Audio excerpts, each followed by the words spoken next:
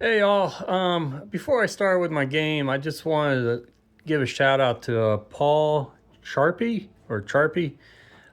He left his file here on the For Against Darkness Ventures Facebook group. Which, if you're in 4AD, I suggest you to join that group. Very helpful. A lot of stuff there, especially a lot of free files to use.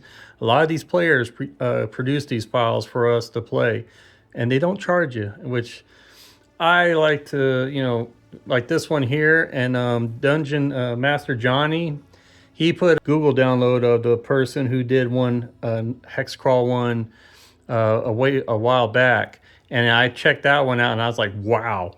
Now that one has like 105 pages to it. This one has like 32, 35 pages to it. But I gone ahead and downloaded that other file from Dungeon Master Johnny. I wish I remembered the guy's name who produced that. But very similar, except that one has a little bit more detail to it. This one, I think he's still in the works on this. I'm not sure. But only 32, 35 pages on this one.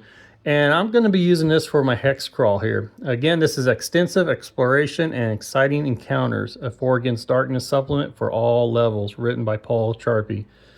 So here's the contents here. Yeah, 32 pages.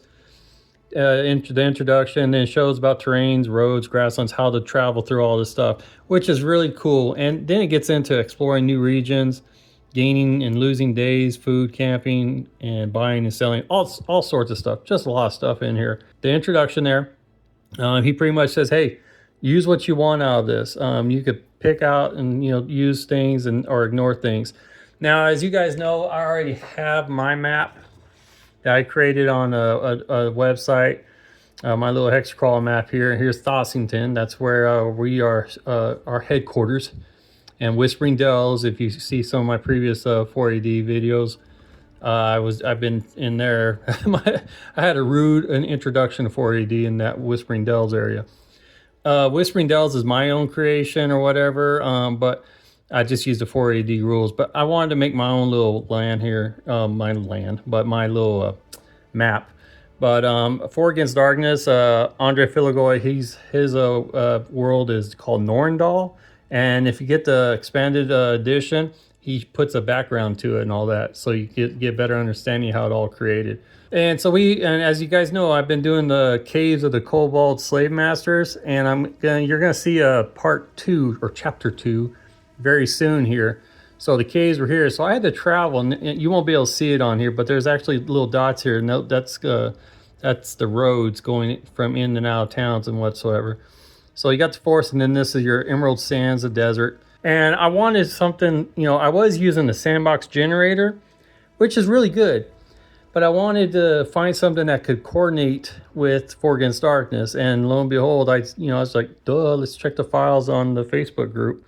And here's one that I found that's most recent too, a month ago or so, or a couple weeks ago. So I was looking at this, reading it, and I was like, you know what? I could use this. I could pick out things and stuff. So, here's the terrain. Regions consist of 6 different primary types of terrain: roads, grasslands, forests, swamps, deserts, and mountains, as well as several special features, dungeons, rivers, and towns, and all that. Now, obviously, For Against Darkness has that troublesome towns, Tomb 1 and 2, which is really good too. A lot of detail in it. Again, I'm just letting you guys know, I'm still a newbie at this. I've been playing For Against Darkness maybe 2 or 3 months at the most, and I'm in love with it. So it goes on here and talks about roads, and travelers can move quickly along roads, normally covering 2 squares in a single day. And that's what I was looking for. I've been getting confused on how long should traveling be for each hex. So he uses 2 squares. I'll just use 2 hexes. Road events often involve merchants, patrols, bandits.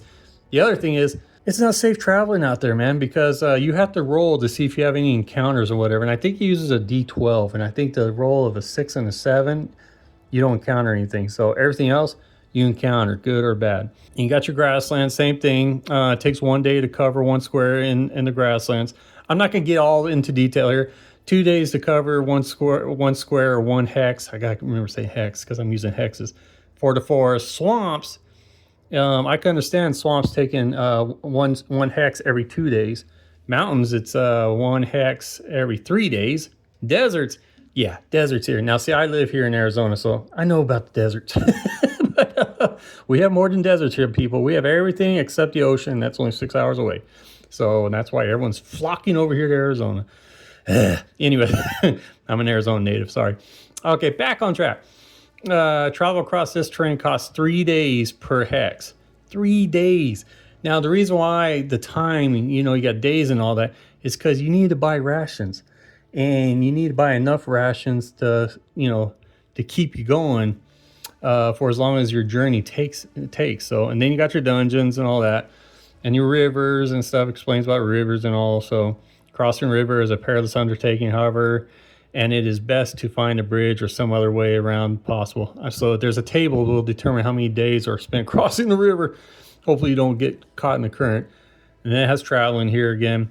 It requires you to camp. So when you're going to be camping, you're going to have to roll. You could have someone out on lookout, which reduces the chance of a wandering monster or something attacking you. If not, it increases the chances. So travel speed depends on the terrain type the party currently occupies. Roads allow the fastest travel and permit adventurers to cover two squares, aka hexes, per day. Open grassland requires 1 day to cross. Forests and swamps are more difficult, which are requiring 2 days, and blah, blah, blah. The harshest regions is the mountains and the deserts. And then he puts in an example here. So about camping, exploring new regions. Now, see, this is if you want to go ahead and build yourself a map through this. Now, I'm not going to be using any of this stuff here because I already took care of my map.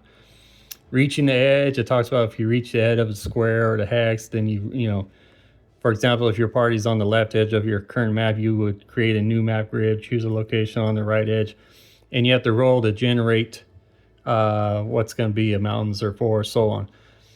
Gaining and losing days. When an event instructs the party to lose a day, the total time, that's when you're rolling on a table and you encounter something, it will tell you, hey, you lost a day and stuff. So yeah, so it can make your journey, he's got it in here where it can make your journey longer than normal. Food and camping. Yes, life on the road is demanding and adventurers must carry food to sustain themselves. Each character consumes 1 ration per day of travel. Rations are inexpensive, purchased at the rate of 1 gold piece for 2, but you can't carry more than 15. But there's a way around all that stuff. And he actually shows it in here. Here's your camping. Like you could refresh. They will each recover 1 lost health point and refresh 1 spell or ability, but they run a 3 and 6 risk of being ambushed by wandering beasts. Roll d6 for the night. If you roll 1 to 3, roll on the terrain's beast table, and the beasts are treated, all that, the table and all that. If you guys know about 4 Against Darkness, you know what I'm talking about. Buying and selling goods, which is we all know about.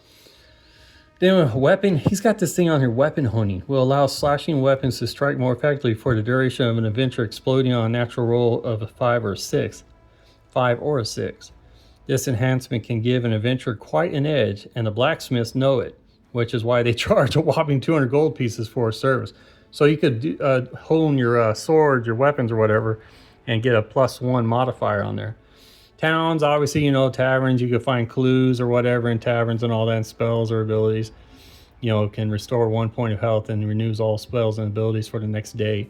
Adventurers may also buy a round of ale for the locals at a d6, 10 gold pieces. It is expensive, but doing so allows you to roll a d6 and find a clue when a 6 is rolled. So there's some advantages and all that. You got your temples. He provided temples in here. Your stables to leave your horses there for a caretaker. For any animals you may bring with you on the journey. See stables below.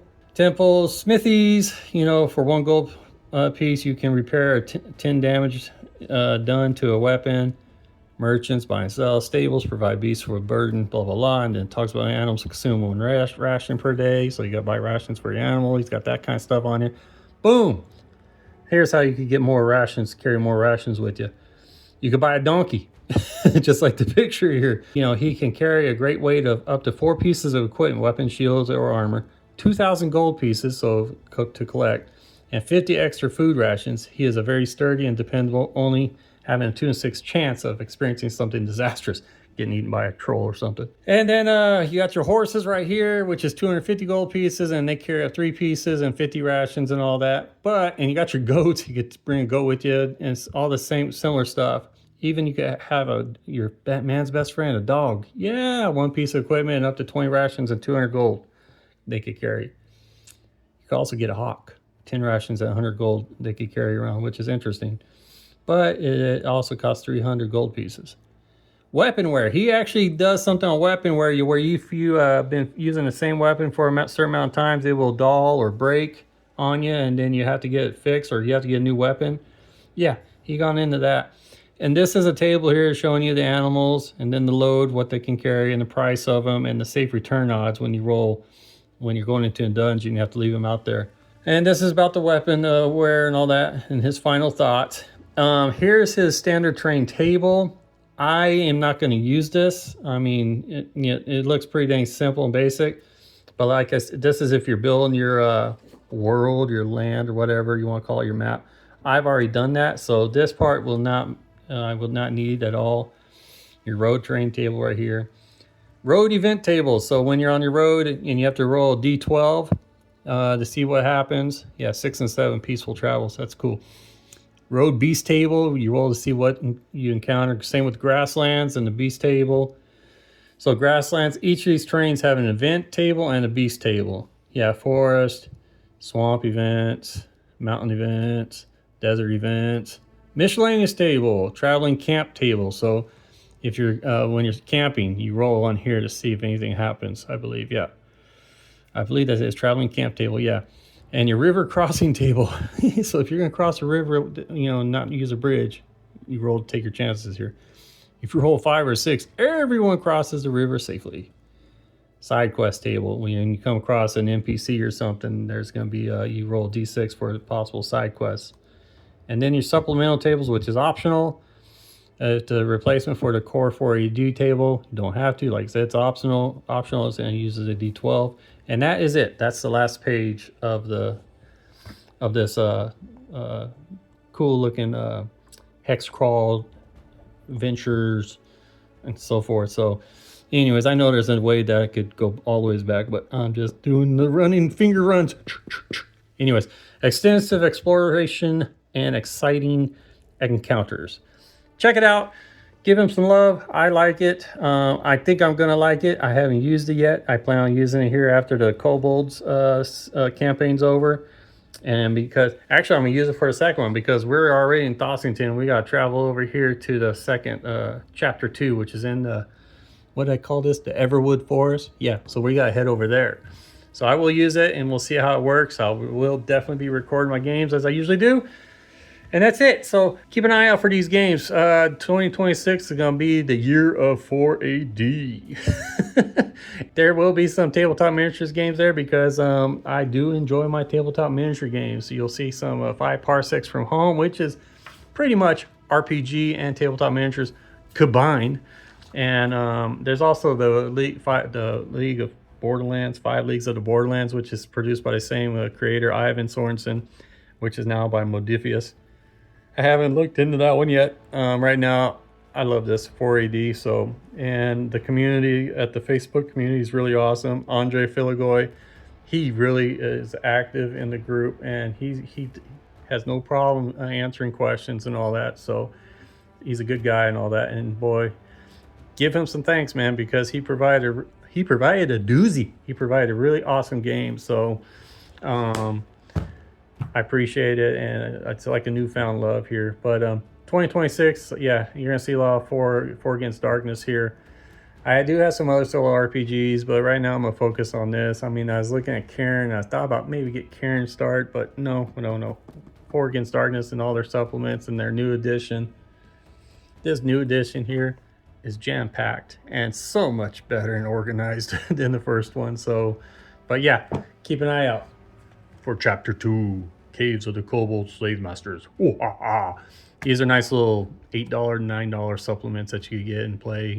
Like this one's for characters levels 1 or 2, which we're going to be hitting 3 probably after this one. But yeah, and I do have my own guild out there, so I plan on getting some more new characters there and build them up. So right now I'm working on Team Alpha. So, and that's it. I'm babbling. You all take care. Get to that tabletop and play your games, when you have time. Don't ignore your families, though. But, when you have time, man, play those games and have a blast. And love to see adventures. I love to see videos on YouTube of your guys' adventures and stuff because it's inspiring. So you guys take care. Bye-bye.